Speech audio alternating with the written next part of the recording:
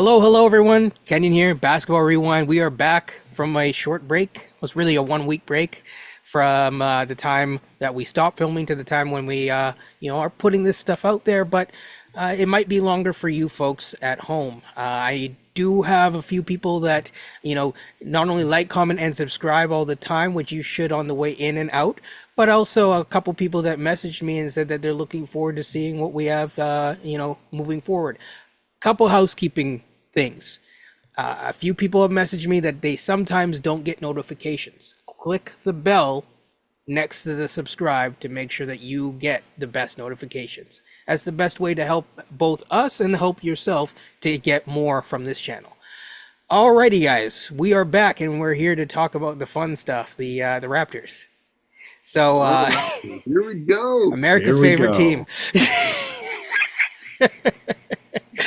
It's second only to the Dallas Cowboys.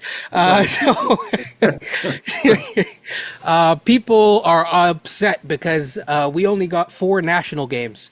I did see that. People upset about that? There's a few people on Twitter, the kings of Raptors Twitter that are, shaking their fist at, how dare ye mess Have they seen this team?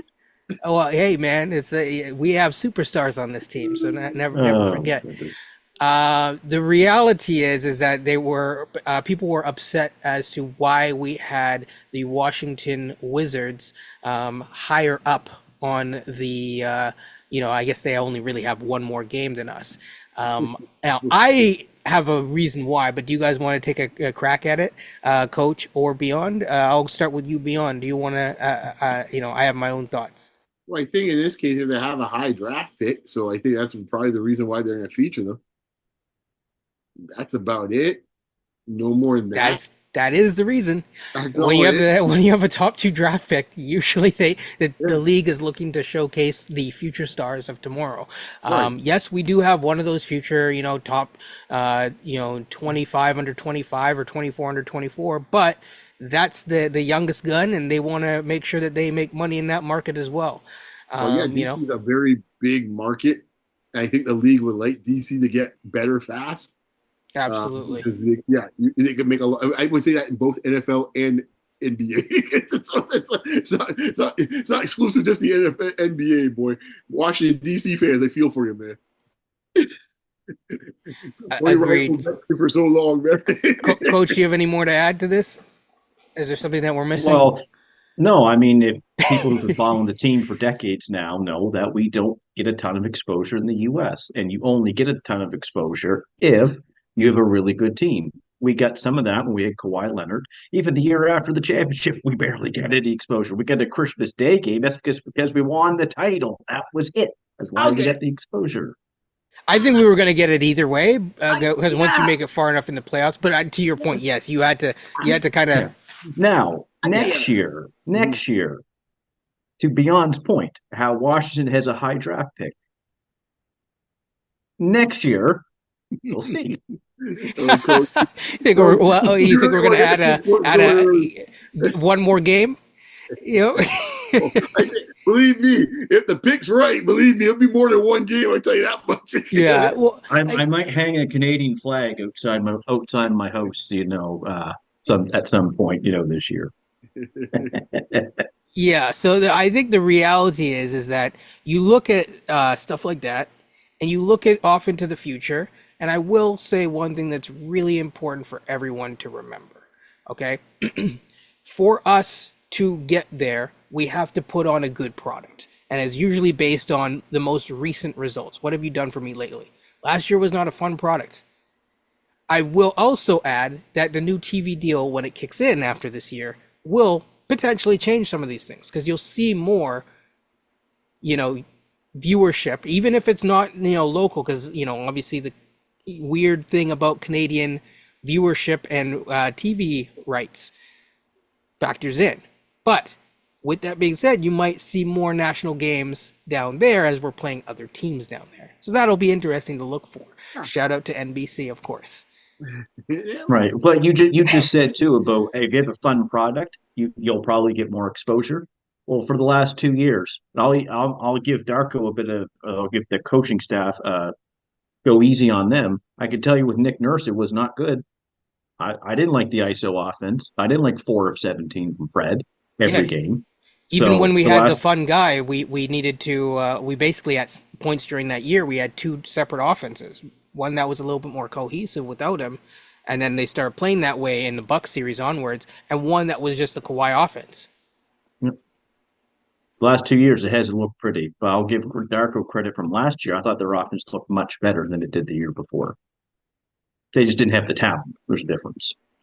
Agreed. I also think that they struggled to put certain players in optimal positions within that. So the philosophy I don't mind, but I think that there's ways to optimize it in a better way from an offensive standpoint. I know some people really truly seem to believe that we will be significantly better defensively with RJ coming off that Olympic run. So what I will say is, let's look into the first 10 games of the season and let's get into that. And then there's two questions that we'll have. Actually, look at TV. Actually, Yeah, I go look for it. at this. For Raptor fans, look, man, guys, enough with the malarkey in this case here, man. The nonsense when it comes to like, oh, we're getting screwed by the NBA and American broadcasters. All right, I think they had a stat last year, and correct me if I'm wrong, but I think they had said, was it Sacramento or somebody was on national TV for the first time in like a decade? Sacramento, I think. It was Sacramento, right? So, folks, last time I checked, Sacramento's not in Canada. It's in the biggest state in the unions that they refer to it. Chill out, folks. Chill, man. You just got a bad product right now. They think they're gonna have a bad product. They'll have flexes if we end up being better than we think we are. That's all it is, man. Not to take it as some type of conspiracy. Sorry. Absolutely. And no, but in the All-Star game last year, someone was sixth in the MVP voting and never got selected to the Western Conference All-Star game, and that was Domantas Sabonis. Also, too, I'm glad you mentioned All-Star games. I can't remember the last time the Raptors haven't had an All-Star representative on their team.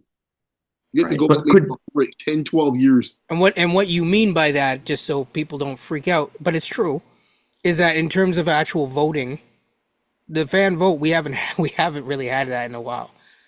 Yeah. We've had reserves, we've had injury reserves, but we haven't really, not since DeMar and Kyle, actually. Right, but what I'm saying is, even from a standpoint of what the respect is of the franchise, yeah, we tend to have a representative on that team almost every year. To the point in this case here that coach is making, if I'm somewhere in Sacramento or pick OKC or some of those other teams, they've had some droughts. The Raptors can go back almost like over a decade with all-star representatives all over the board. Yeah. And could you imagine if Scotty Barnes was sixth in MVP voting come the All-Star break and was not selected to the All-Star team? They're burned down this city. Oh my goodness. Yeah. So you don't got much of a leg to stand on, people. I'm sorry. We've been treated all right when it comes to this kind of stuff. And I would not expect us to have a ton of national TV games this year. Wait a couple of years, might come. Right. Yes, in due time. I think the other thing too is just with all that out of the way, we should probably look forward to the first 10 games of the season. So the schedule came out, and Raptors fans, I almost had a stroke. I'm just like literally, there's people that were saying that we were going to be like the sixth seed, and I was gonna say all of those like, oh well.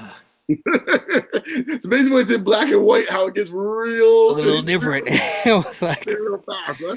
Didn't change for me.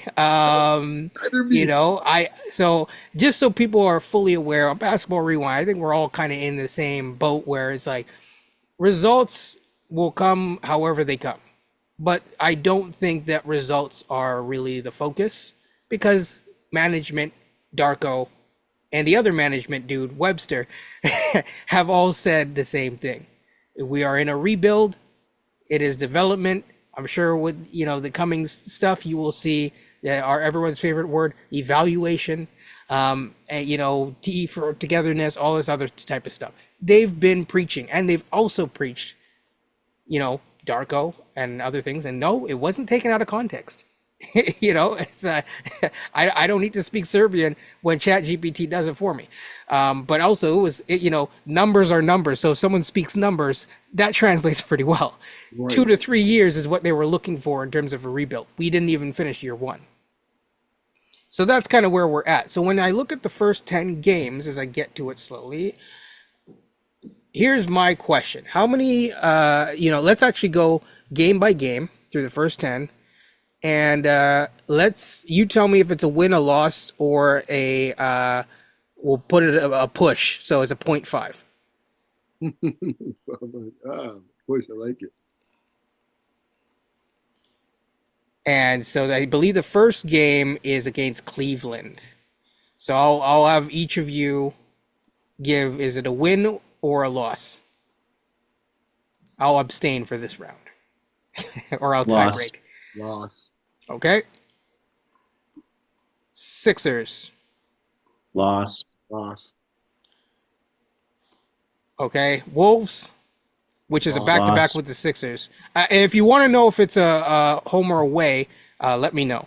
That's 3 straight losses for starters. Mm-hmm. Now, do you want to describe why you feel that those are losses? Just because some people might disagree with you. Better teams. Exactly. Okay, I don't know how else. More talent, better teams. That's it. Yeah, that's it. I think 2 of the 3 are on the road, I think, right? Also, I think Nick Nurse is going to coach the life off if he has to. But also, I think the addition of Paul George it's not something to be understated. All respect to Tobias Harris. I do like Tobias Harris, but I would take Paul George over Tobias Harris. Well, Embiid should be healthy the second game of the year. That's not game 52. That's game 2. That's the other thing is we're facing them fairly early. When they're pretty fresh, Don't worry, Embiid, sat a couple minutes in the Olympics, so he'll be ready for the second game of the season. I got to throw some shots in there for towards 76ers fan. All right, so we're on game 4. Nuggets. Loss. Okay. Now things get a little bit interesting. I think it's a push. But it's an away game against the Hornets. I'll be kind and give him the W. I give him the W. Yeah. Okay, so we are 1-4. Okay, we got 5 games to go. So we play the Lakers and Sacramento, both at home.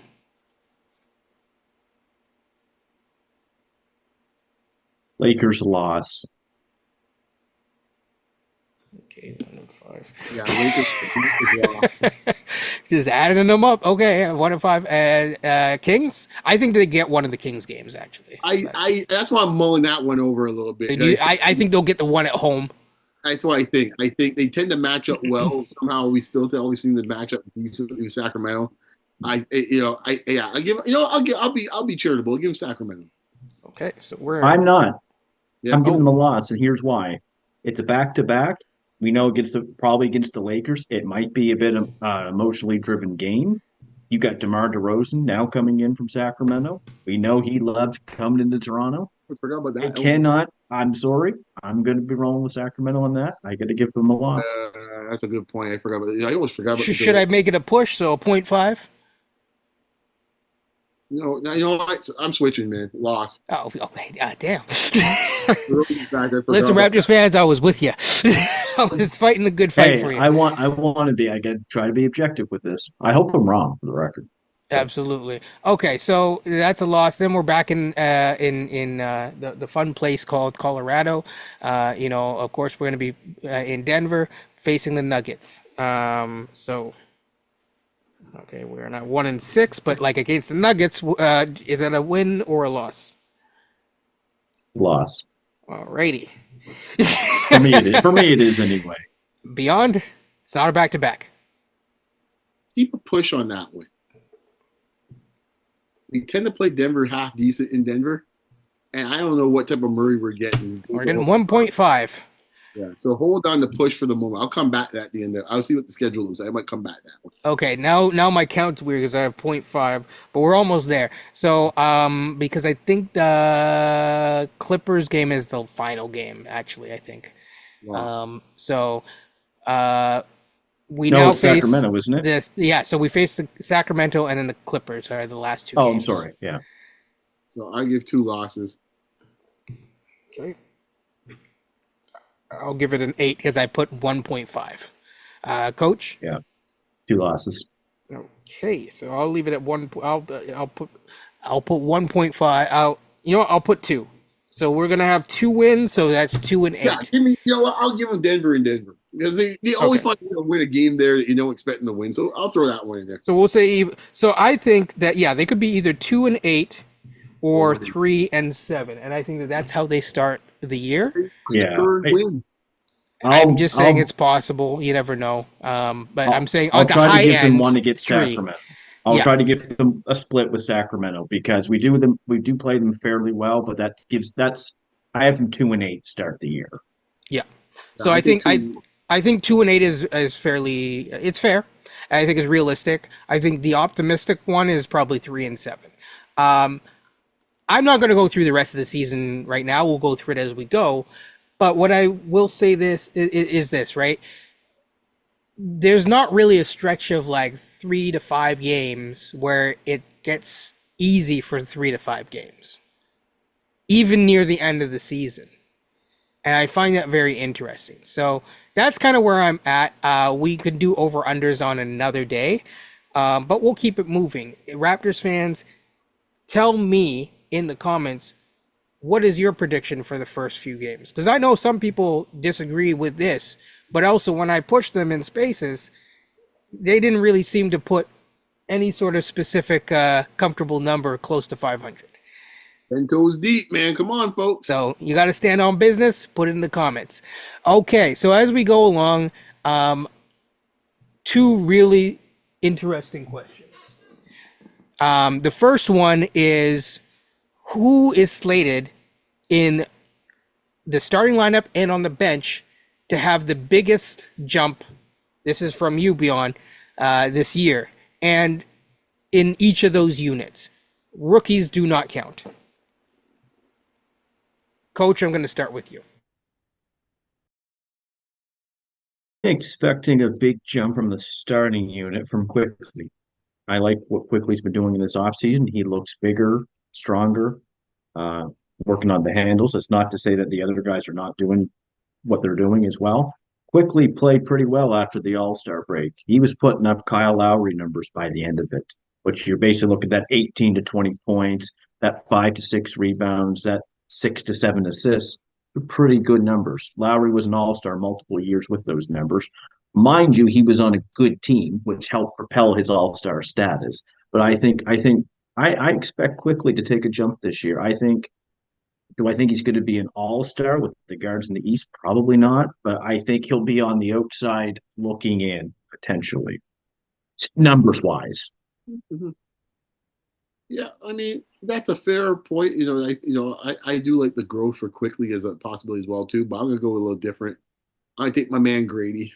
I think the build. The first thing I wanted to see in the summer league was. So he's your 5th starter, Yeah, I think not he's. not Bruce Brown. Oh, you're talking about the 5th starter? I thought you were talking about. No, I'm just saying in the starter. So but you're putting Grady in the starting line. Oh, I got you. That's be from the starting line. Okay. Yeah, I will. Yeah, you know what? I'll put in Grady in the starting line. Yeah, sure. Why not? To make my point. Um, because I think eventually you'll be there one way or another. Um, I think the build he has that I saw, so he filled out, which I love to see. He seemed to be a little more aggressive. I think the team that he'll have around him this year is going to be a much more favorable for opportunities for him. Let's face it, he was playing with a bad 5-man unit last year, man, almost all season. I think if he gets the opportunity to play with the starters, he's going to look a lot better. I think his defense is going to be a bit better, just the fact that he has a full year underneath his belt. He'll know where to go under, deal with Darko's system, but knowing also, himself and his size now and knowing how the league is and what the speed is, I think he'll be better that way too. So yeah, I think Grady has the most growth to go with in this case. You'll certainly have the opportunities, in my opinion. I think the most obvious candidate who has the easiest path to growth is Quickly. I think Grady is one that could surprise you, and I think Barnes is the one that everyone's going to be looking at to see, for certain markers. Although the pathway is more muddled with Barnes because there's so many different pathways that he can go in terms of a player. So that's how I'm defining it. It's kind of an interesting way to answer it. But yeah, on the bench, coach, who do you have on the bench? Uh, that's a tough one. The bench might be a little rough this year at times, but I Davion do can have, count, by the way. You can include yep, Davion if you want. yeah. I like beyond. I have Grady starting too.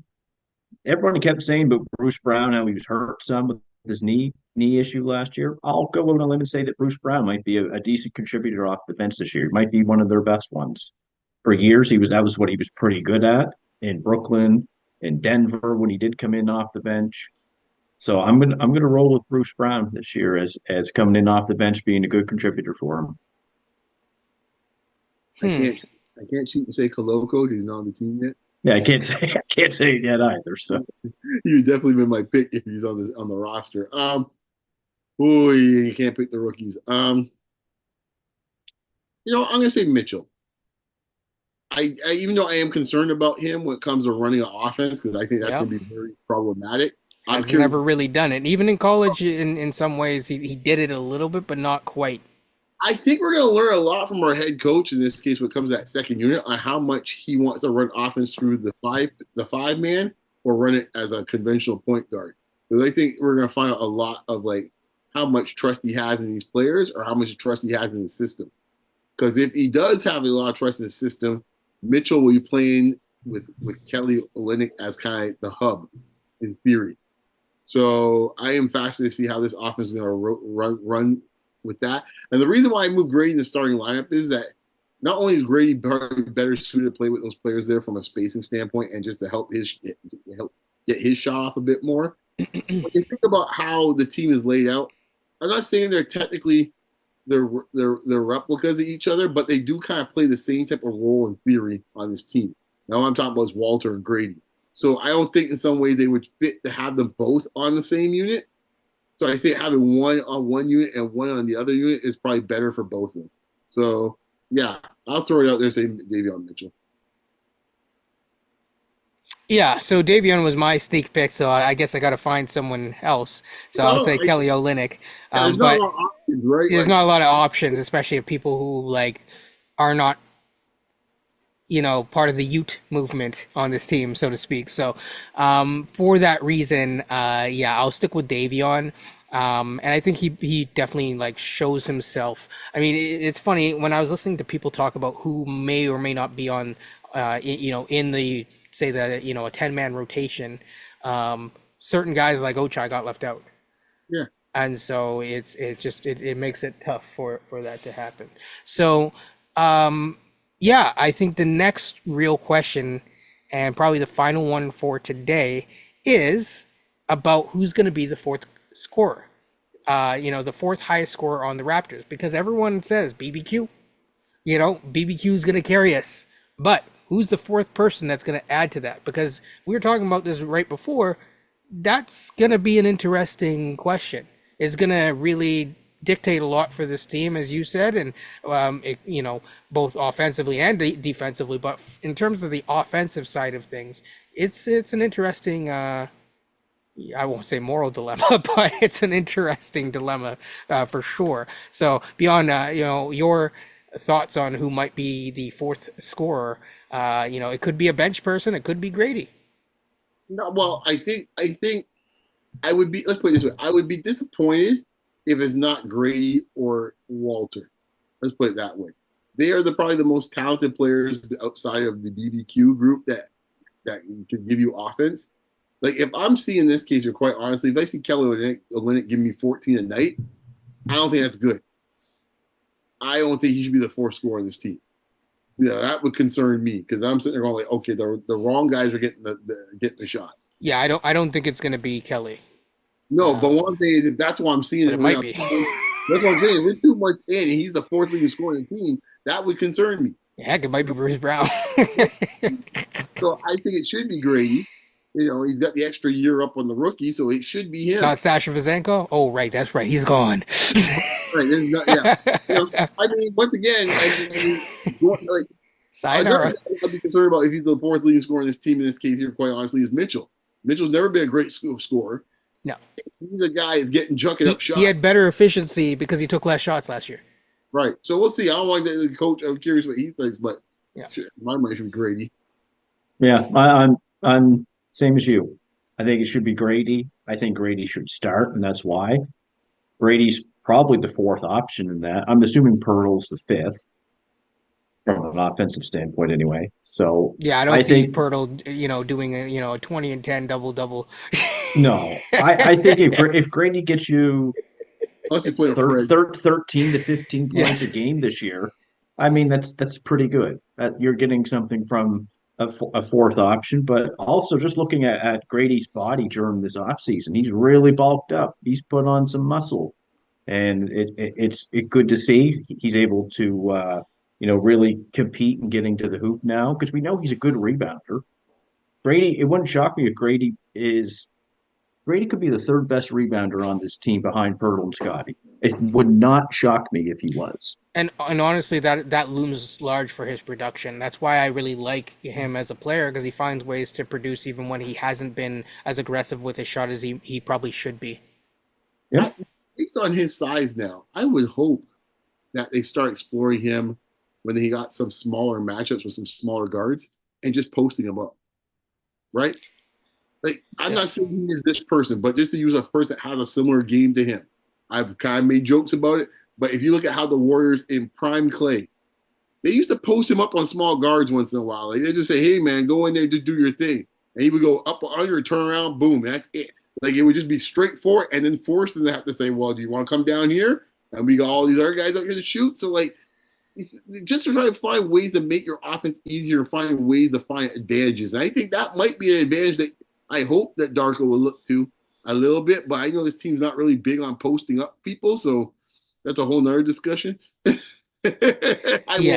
was going to ask you if you think the Darko's offensive philosophy would lean towards that or not, because I don't think it does. But but yeah, Coach, your thoughts on that? Yeah. Once again, we'd have to see what the offense looks like this year. If it's any inkling of last year, then no, they don't do a whole lot of posting up of when guards have a mismatch in particular. Like Brady could be posting up someone like Donovan Mitchell. Brady's 6'7", Donovan Mitchell 6'1". Why would you not want to try to exploit that? I'm not saying Mitchell isn't as strong as Grady, but regardless, when you have someone about 6 inches shorter than you want to try to exploit that. If you can't back them down, at least fade and then get the lift on a jump shot. Get a controlled fadeaway jumper if you can. I don't mean an out of control fadeaway jumper. Just get a controlled fadeaway jumper. I've seen Clay do it a bunch of times. All of the good players are able to do that. If they can't get, muscle their guy down to the post to get to the hoop, just get position on them at least. Angle your body and put up a jump shot. I think of a million guys, and some of them are all-star level. Some of the guys are just great six-men. Like I remember Dale Ellis would do that, the guys. Ray Allen would do that, the guys. Like, you just pick the guys, man. We talked about Clay already. I mean, there's guys in this case here, used to do it too. He's not a lethal three-point shooter, but he'll get in the right spot in this case here. Rip Hamilton used to do that to folks. Like, DeRozan too. Of course, DeRozan. Like, I've always found that he has a bit of rip in him because of his off-ball movements. Exactly. It was just more. There's more range. And we talked about Reggie as well. Right. So yeah. Yeah. There's opportunities, but going back to your point, like, I don't know if this offense actually looks for. Yeah, because it likes guards. It likes everyone really out on the perimeter, and not like a lot of it's. It's the Princeton style. It's north-south, but not in the way that you want north-south. Yeah. To take advantage of something like what you're talking about. Mm-hmm. Because even RJ, you could have him posting up too. I'd love to have him on the right block going left into the middle. Like, not many guys are just used to guarding that, right? So that's something they could really exploit as well. RJ's strong, and we've seen it. We've seen how he gets to the hoop, and he kind of runs through the lane with like a running back in football. He holds the ball, he bumps, and then he throws it up. Pretty Oh, good at doing that. I've seen him post up. Oh, that's right. It's the national team. That's where I see him posting up. Right. True. Yeah. I think for people looking for him to take some sort of defensive jump, the challenge is that FIBA's a different game, and it allows people who play a more physical style like RJ to have a lot more leeway to become better or even pseudo average defenders if they're if they're capable of it. That's a lot tougher to translate that specifically as a skill set to the NBA. But I do think that there will be a conditioning and a offensive skill set standpoint that will translate over for the national team guys. Don't know if I can say the same for Kelly because it was a rough one. But we will do our best, and I'm sure that there will be some sort of semblance of an addition there. So yeah. To close, is there anything else that we're missing? Because we will definitely talk about more about the individual players in the coming weeks, in specific groupings. I do think, just so people don't think we're, sometimes people misread the show. We're very positive about the Raptors overall in terms of the big picture and stuff. It's just, but yeah, is there any sort of things that you guys want to end on? I said before, I think I mentioned it in space. I'll mention it here. I'm looking forward to this season. I like watching young players grow. Yes. There's two types of teams that are the most fun teams I to haven't watch. been this excited in a minute. Right, exactly. Teams that you think are on the cusp of trying to win a championship, so you're excited that way. Yes. Or the next best type of team to watch is a team like this, where it's like, okay, we got a bunch of young guys here. Let's see how they do. And it's exciting in a different way too, because it's exciting in a manner where, like, you have when you're going for a championship, it's exciting, but it's a nervous excitement. Right, the tension is there, right? You don't have Yes. that. Really. I can sit down there, have a glass of something to drink, and just enjoy the game and just watch the guys, especially the guys I like growth. I wanted, in fact, if people forget, we fired the last coach because of that. True. So it's time to play the young guys. Mhm. Time to see Yeah. what everyone Well, has and time to evaluate. Coach. you kind of made the point about long term. You either sell hope or you sell winning.